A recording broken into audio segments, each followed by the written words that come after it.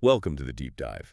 We've got a great set of sources here on European festivals, and today our mission is basically to give you a shortcut, a real feel for what makes these things so memorable. Mm-hmm. We're going to dig into the sheer variety, the cultural weight of celebrations across the continent. Hmm. So first off, are European festivals really that special? Or are they just, big parties? That's a fair question. And yeah, many are fantastic parties, no doubt, but they Mhm. are absolutely special. Europe's give you some of the most unique, vibrant, and honestly, historically deep festivals anywhere. Okay. They're not just about fun, they're like actual windows into history, traditions, art, food, even politics sometimes. Right, windows into the culture. Okay, let's dive in. When I think festivals, my mind kind of jumps to Spain first. There's this energy there, isn't there? Oh, definitely. Any festivals that really nail that chaotic, vibrant thing, maybe something that catches people off guard. Spain absolutely nails that energy. And if you're thinking vibrant chaos, you probably mean La Tomatina. It happens in Buñol near Valencia every August. It's genuinely wild. Thousands of people just hurling over 100 metric tons of tomatoes, overripe ones, mind you. 100 tons. Yeah. It's pure pandemonium, a glorious mess, you know. But it's also this weirdly communal thing, like a collective letting go. Right. And even before that starts, there's this tradition, the Palo Jabon. So pull. Literally, people try to climb this greasy pole to grab a ham hanging at the top. It's hilarious. Kind of sets the tone for the whole messy day. A ham pre-show. Okay, Okay. that's commitment to joyful chaos. Right. But you mentioned Spain balances fun with something deeper. Is there a festival that shows a totally different side? Yeah. More solemn, maybe? Yeah, absolutely. Spain has this profound flip side with Semana Santa, Holy Week, Yeah. especially in cities like Seville. It's powerful. Okay, how so? Well, this isn't chaos at all. It's deeply solemn, spiritual. You see these huge processions, right? Sometimes for hours. People in traditional robes, pointed hoods. The Nazarenos. Exactly. And they carry these massive, incredibly heavy, ornate religious statues of Passos through the streets. It's all deeply rooted in Catholic tradition, centuries old. Wow. And you really feel the emotion. It shows how, faith is just part of the fabric of life there. It's about community penance, deep respect. That contrast, fervent faith and that joyful abandon, that feels very Spanish, doesn't it? It really does. Okay, let's head over the Pyrenees then. Yeah. France, a country celebrating its history, but also its artistic side, right? Mm-hmm. How does that show up in their festivals? Yeah, moving from Spain's intensity, France's national spirit really peaks on Bastille Day, July 14th. Their national day. Right, remembering the storming of the Bastille, the whole country celebrates. Military parades, fireworks everywhere, street parties popping up. Paris is the big one, obviously. Eiffel Tower lit up. Oh yeah, spectacular display. And a huge free concert at the Champ de Mars. Hundreds of thousands of people. Oh. Big national moment. A very grand display. But what about that artistic expression? Something maybe less formal than parades? Well, for something really uniquely artistic and kind of democratic, you've got the Fête de la Musique, June 21st. Okay. It started back in the 80s, actually. The idea was just to get music out onto the streets for everyone. Anyone can play. Anyone, like literally anyone. Literally anyone. Professionals, amateurs, kids banging tambourines, the streets, cafes, parks, they all become stages, basically. Oh. It's caught on globally, too, as World Music Day.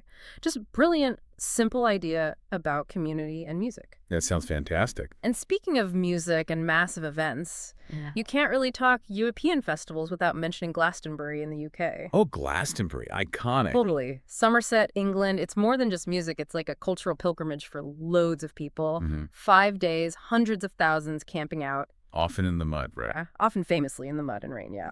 But the energy is incredible. You get the biggest stars, but also theater, dance, talks. It has these sort of counterculture roots to focus on charity, environment, really special vibe. Mhm. A whole different scale. And then you just have to talk about Germany's Oktoberfest. The beer festival. Well, yes, it is the world's biggest beer festival in Munich, but there's so much more to it than just the beer, you know? People often miss the cultural side. Like what? Well, it started way back in 1810 celebrating a royal wedding. And even though it's huge now, it hangs on to those Bavarian traditions. People wear the traditional gear lederhosen for guys, dirndls for women. Right, the outfits. Yeah. And there are folk dances, big parades, those massive pretzels, sausages, the Oompa bands. It's this amazing mix of old folk tradition and a giant modern party. That's interesting how it keeps both sides going. Is there another German festival that does that? bridges tradition and modernity. Well, maybe in a different way. There's the Berlin Festival of Lights in October. It's not ancient, but it uses tradition, the city's history and landmarks, in a super modern way. How does that work? They basically turn famous buildings like the Brandenburg Gate, the TV Tower, Berlin Cathedral, into huge canvases for light shows. Projections, light art installations, Yeah. music. Yeah, it's really visually stunning. It's like the whole city becomes this immersive art gallery, celebrating its past, but with really cutting-edge tech and art. Okay, from light art to something completely different. Italy. Elegance, mystery. That sounds like Venice, right? Venice Carnival, absolutely. Held in February, leading up to Lent. It's Yeah. just theatrical. Masks. Exactly. The elaborate masks, the incredible costumes. It's all inspired by 18th century Venetian high society, anonymity, playing roles. The whole city feels like a fantasy world. Canal parades, performers in the squares, masked balls in old palaces. It's like stepping into a film. Truly breathtaking, I imagine. So from that kind of masked elegance, does Italy also do, let's say, more unconventional celebrations? Oh, yeah. Oh, yes. For something really unusual, you've got the Battle of the Oranges in Ivrea. Battle of the Orange. Like La Tomatina, but with oranges. Sort of, but with a whole historical story. It's meant to reenact this medieval rebellion against a tyrant. Teams on foot, the commoners throw oranges at people in horse-drawn carts who are like, the tyrant's guards. Seriously.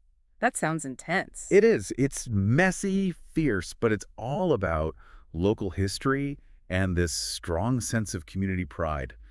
Definitely unconventional. Wow. Okay, let's head north.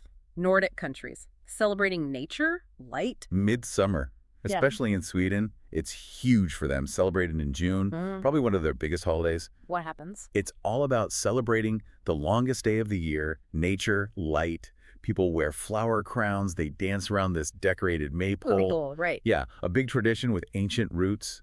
And they eat traditional food, pickled herring, new potatoes, strawberries, and sing traditional songs. It's very connected to nature and ancient Nordic traditions. You find similar things in Norway and Finland, too. Big focus on light after the long winter. Oh, lovely. Okay, what about Eastern Europe? Are there standout festivals there? Oh, definitely. Some really dynamic ones that mix old and new.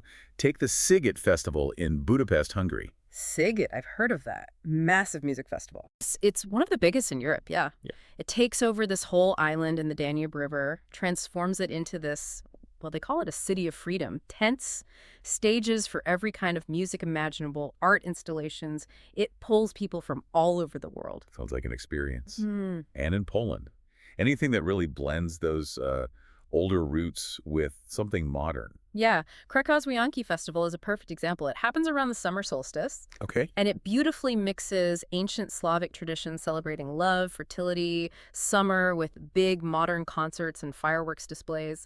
The core tradition, though, is women making these flower wreaths. Wianki means wreaths, right? Exactly. They make these intricate wreaths from flowers and herbs and then float them on the Vistula River. It's this old pagan ritual, about wishes, finding love, that kind of thing. Now it's part of this big city celebration. That's a beautiful plan. And we can't forget Scotland, Edinburgh Festival, Fringe. Oh, the Fringe. Just huge, isn't it? It's the world's largest arts festival. No exaggeration. For the whole month of August, Edinburgh basically becomes one giant stage.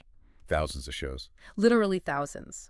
Comedy, theater, dance, music, street performers, circus acts, everything. Happening in proper venues, but also pubs, street corners, anywhere they can find space.